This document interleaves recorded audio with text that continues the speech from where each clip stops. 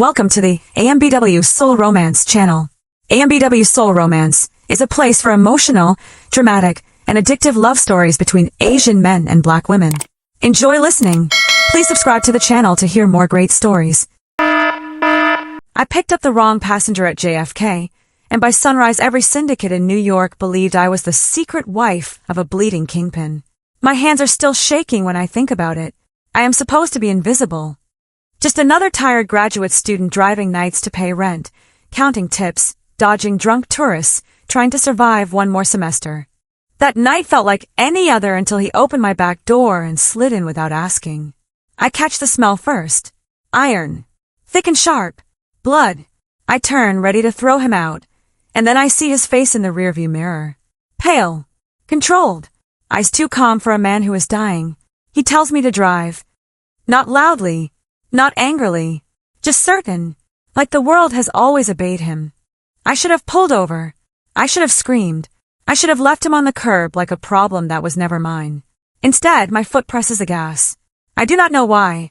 Maybe it is the way his hand grips the seat, leaving streaks of red like a warning. Maybe it is the way he does not beg. Men like him do not beg. 10 minutes later, headlights flood my mirror. A black SUV. Then another. My chest tightens. He notices. Of course he does. He tells me to turn left, then right, then into streets I barely recognize. His voice stays calm while mine disappears completely. When we finally stop, it is in front of my building, the cheapest place I could find that did not ask too many questions. I tell him to get out. He does not move. He looks at me like I am the only option he has left. That is the moment everything breaks. I bring him upstairs. My apartment smells like instant noodles and laundry detergent. Now it smells like blood too. I throw towels on the floor, grab my laptop, and search how to stop bleeding fast. My fingers will not stop trembling.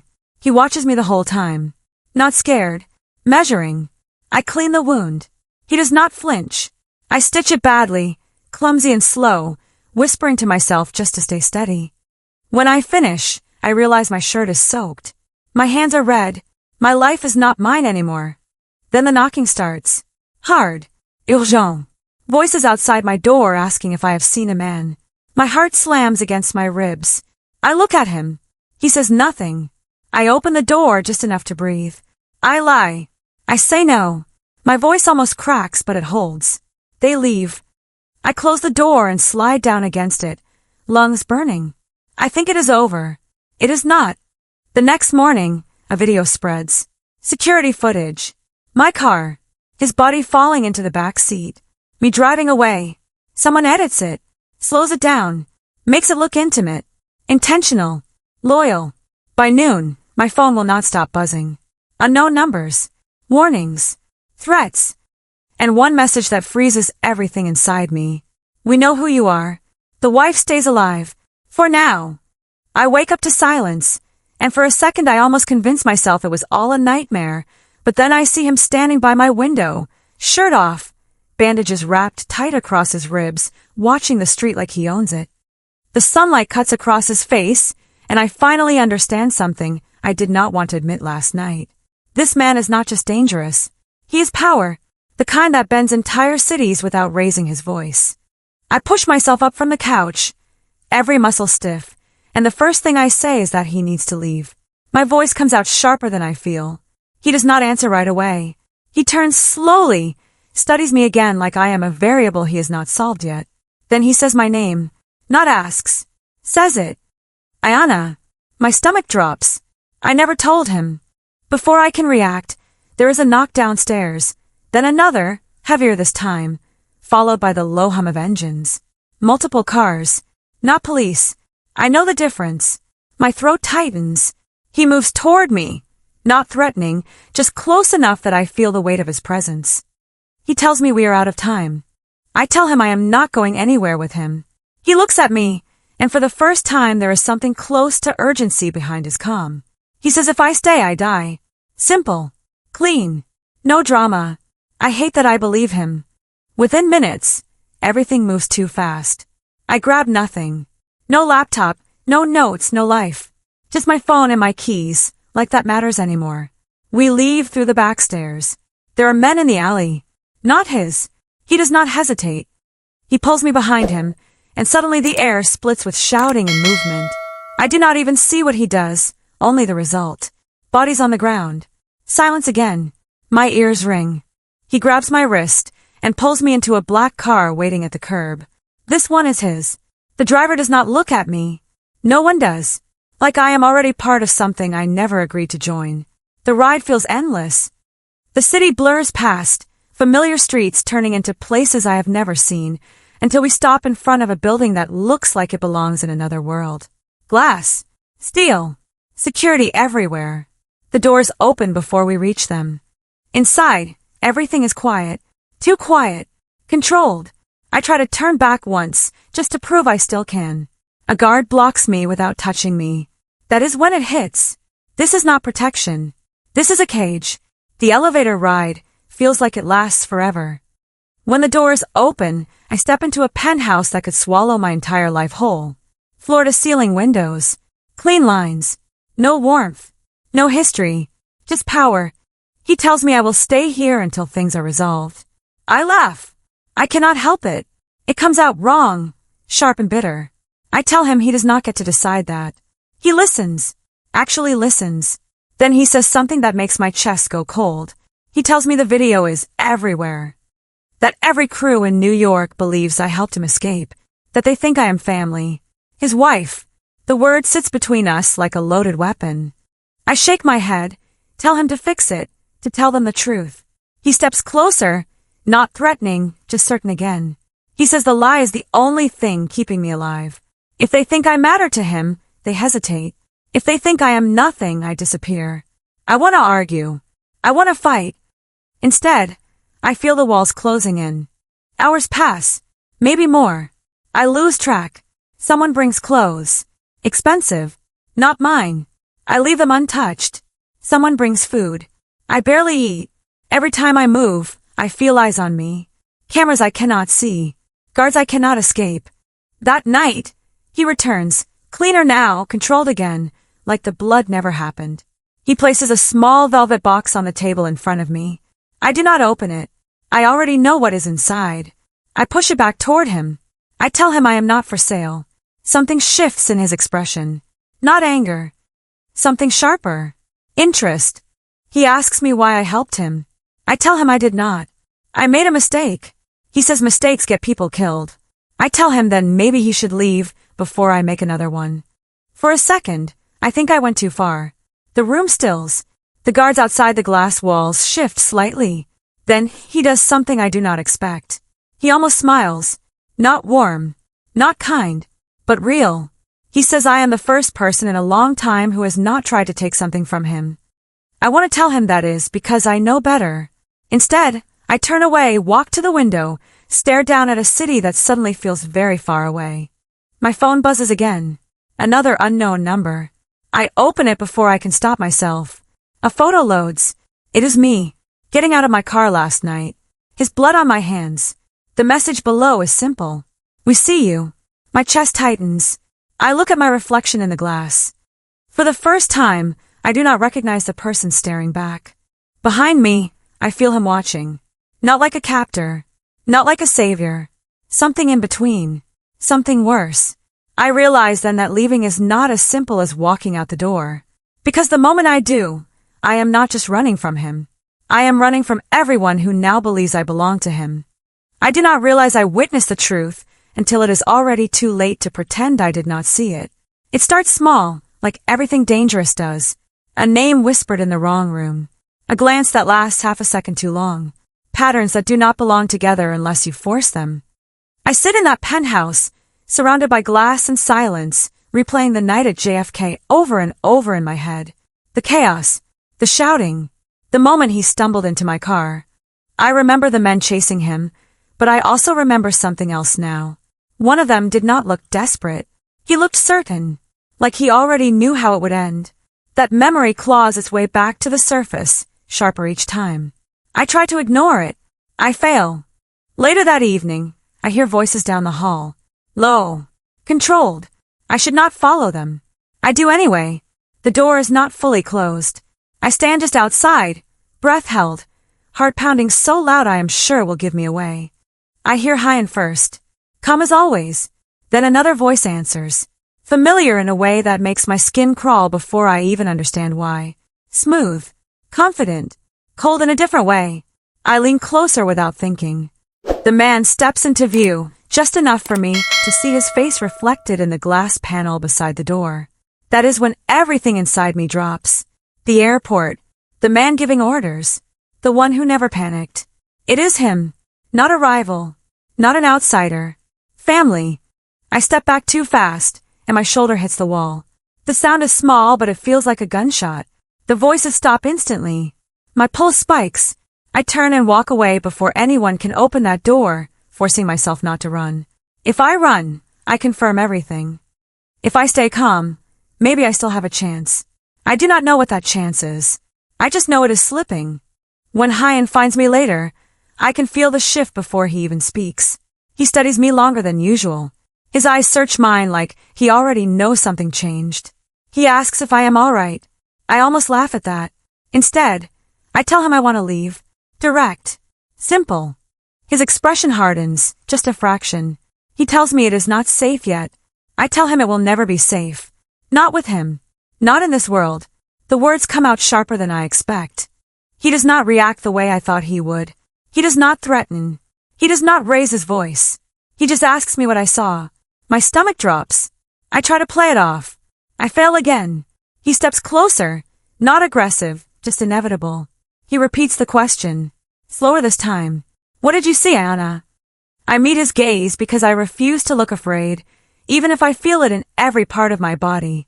I tell him the truth, or at least enough of it to matter. I say I saw the man at the airport, the one who was not running, the one who looked like he was waiting. I watch the realization hit him before he can hide it. It is subtle. Anyone else would miss it. I do not. That is confirmation.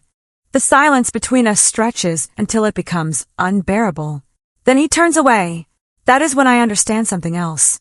He already suspected. Maybe he always knew. I ask him who it is. He does not answer right away. When he finally does, his voice is quieter than I have ever heard it. He says it is his brother, the golden son, the one their father always wanted, the one who was supposed to inherit everything. The words settle into me like ice. This is not just a power struggle. This is blood. I ask him if he is going to kill him. He does not respond. That scares me more than any answer could. The next few hours move like a storm building pressure. Calls come in. Orders go out. The guards double. The tension shifts from controlled to volatile. I feel it in the way people move, in the way no one meets my eyes anymore. I am no longer just a mistake he needs to protect. I am a witness. That makes me a liability. That makes me a target. That night, everything proves it. The power cuts for half a second. Just enough. Just long enough. When the lights come back, there is movement where there should not be any. A figure near the far end of the room. A flash of metal. I freeze. My brain refuses to process what I am seeing until it is almost too late. Then Hyan is in front of me, faster than I thought possible, pulling me down as the sound splits the air. The shot is deafening in the enclosed space. Glass shatters somewhere behind us. My ears ring. My breath disappears. I do not even realize I am shaking until he tightens his grip on my arm. The attacker is gone as quickly as he appeared, swallowed by the chaos. The guards rush in seconds too late. Always too late. I sit there on the floor, heart pounding, trying to understand how close that was. How easy it would have been. Hyan does not let go of me right away. When he finally does, he looks at me like something inside him just broke. Not weakness. Something deeper. Something more dangerous. I realize then that this is no longer about control. This is about choice. And he is running out of time to make it. Because the truth is out now. Not spoken. Not confirmed. But alive between us. His brother wants him dead. And anyone who can prove it is next. That includes me. I stop shaking before he does. And that is how I know something inside me has changed. Fear is still there, sharp and cold, but it is no longer the only thing driving me. I sit on the floor of that perfect, sterile penthouse, glass shattered behind me, the echo of the gunshot still ringing in my ears, and I realize something that should have been obvious from the start. Running is not an option anymore. They already see me. They already marked me. Leaving now would not set me free. It would just make me easier to erase. Hyan stands a few steps away, issuing orders in that same calm voice, but there is an edge to it now, something tighter, more dangerous. His control is slipping, not in a way anyone else would notice, but I do. When the room clears and the guards lock everything down again, I push myself to my feet. He turns toward me immediately, like he has been tracking every movement I make. I tell him we need to stop reacting. The words come out steady, even though my heart is still racing. He watches me, silent. I tell him his brother is not just trying to kill him. He is trying to make it look like someone else did it. Create confusion. Break alliances. Take everything in one move. Hyan does not interrupt. That is how I know he is listening. Really listening. I take a step closer. I tell him if we keep hiding, we lose. If we run, we die. The only way out is forward. We make his brother step into the light. For a second, I think he will shut me down. Instead, he asks me how. One word, heavy with consequence. I inhale slowly, forcing my thoughts into order. This is what I know. Power like his does not move in shadows forever. It needs a stage, witnesses, validation. His brother will not be satisfied with a quiet kill. He wants recognition. He wants the throne to be seen. I tell Hyan we give him that opportunity. We create an event he cannot ignore. Something public enough that every major player shows up. Something that forces him to act. Hyan studies me, and I can feel the shift happening again. The way he looks at me now is different. Not as a liability. Not even as something he needs to protect. Something else. Something closer to an equal. It makes my chest tighten in a way I do not want to examine. He asks what role I play in this plan. I almost laugh, but it comes out dry. I tell him I am the bait. The one thing his brother cannot control. The witness who should not still be alive. If we make it look like I am vulnerable, like I am slipping away from Hyan's protection, his brother will move. Fast. Careless. That is when we catch him. The silence that follows is heavy. Hyan steps closer, close enough that I can feel the heat of him, the tension coiled under his skin. He tells me no. Not immediately. Not loudly. Just final. I expected that. I tell him he does not get to decide that anymore. Not after dragging me into this. Not after turning my life into a target. If I am already in the game, then I choose how I play. His jaw tightens. For a moment, I think he will push back harder. Then something shifts again. He exhales slowly, like he is letting go of something he has held onto for a long time. Control. He nods once. That is all. The plan moves fast after that. Too fast for doubt. Within hours, messages go out through channels I cannot see, invitations wrapped in coded language, pulling every major figure in the city into one place. A business summit on the surface. Power consolidation underneath. A stage. Exactly what we need. I am dressed for it whether I like it or not. The clothes fit perfectly. Of course they do. Everything here is designed to fit someone else's idea of who I should be. I barely recognize myself in the mirror. Not because of the dress. Because of the look in my eyes. Sharper. Colder. Focused. When we arrive, the building is already alive with tension. Men in suits. Women in diamonds. Eyes that measure everything. No one smiles unless it serves a purpose. I walk beside Hyan, aware of every gaze that lands on me. They all see it. The lie that became truth. His wife. The word follows me like a shadow. I hate it. I use it anyway. Inside, the room hums with quiet power. Conversations stop when we enter. That is his presence. Absolute. Unquestioned. I stay close, but not too close. Just enough to make it believable. Just enough to make it dangerous. Then I see him. The brother. Standing across the room, surrounded by people who do not realize they are already standing on a fault line. His eyes find mine first. Not Hyan's. Mine. There is recognition there. And something else. Calculation. He did not expect me to still be alive. Good. That means we are already ahead. The room tightens as he approaches. Every step deliberate. Every movement controlled. When he stops in front of us, the air itself feels thinner. He greets Hyan like nothing is wrong. Like blood has not already been spilled between them. Then he looks at me, and there it is. The crack. Small but real. That is all I need. I step forward before Hyan can stop me. My heart slams against my ribs, but my voice does not shake. I say I remember him. From the airport. The night everything changed. The room goes still. Conversations die mid-sentence. Every eye turns toward us. This is it. The moment where everything either collapses or burns. I hold his gaze and I do not look away. For the first time since this began, I am not reacting. I am choosing. The silence after I speak feels heavier than the gunshot from last night. Every conversation in the room dies at once, like someone pulled the air out of it. I can feel Hyan beside me, not touching me, but close enough that I know he is ready to move if this goes wrong. His brother does not react immediately. That is what makes him dangerous. He does not flinch. He does not deny. He just looks at me, really looks this time, as if recalculating everything he thought he knew. Then he smiles. Slow. Controlled. Wrong. He says I must be mistaken. His voice is smooth, almost amused, but I can see it now. The crack. Small but growing. I step closer before I can stop myself. My pulse is loud in my ears, but my voice stays steady. I describe the airport, the chaos, the man who did not run, the one who gave orders while everyone else panicked. I watch the room shift with every word. People start connecting pieces they were not meant to see. Hyan says nothing. He lets it unfold. That is the plan. Let the truth surface where everyone can witness it. His brother finally turns to him, and for the first time, the mask slips. Not completely. Just enough. He asks if Hyan really believes a stranger over his own blood. The question hangs there, heavy with history. I glance at Hyan, and in that moment I see it clearly. This was never just about power. This was about being chosen. About being enough. Hyan steps forward, his presence cutting through the tension like a blade. He says nothing dramatic. No speech. No threats. Just one sentence. He says he believes what he has seen. The room fractures after that. Alliances shift in real time. People move.